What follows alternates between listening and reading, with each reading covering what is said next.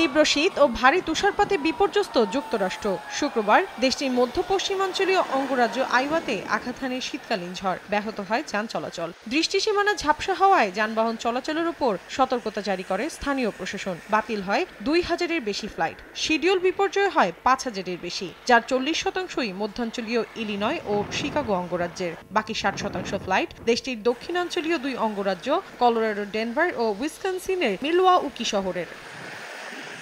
এদিকে বৈরী আবহাওয়ায় বিদ্যুৎ বিচ্ছিন্ন হয়ে পড়েন মিশিগান ও উইসকনসিন অঙ্গরাজ্যের ২.৫ লাখের বেশি বাসিন্দা। ঝড়টি ২০২১ সালের ফেব্রুয়ারিতে আঘাত হানা ঝড়ের মতো প্রভাব ফেলতে পারে বলে আশঙ্কা করা হচ্ছে। তখন টেক্সাস সহ দেশটির প্রধান অঙ্গরাজ্যগুলোর লাখ লাখ মানুষ টানা কয়েকদিনের জন্য বিদ্যুৎ বিচ্ছিন্ন হয়ে পড়েন।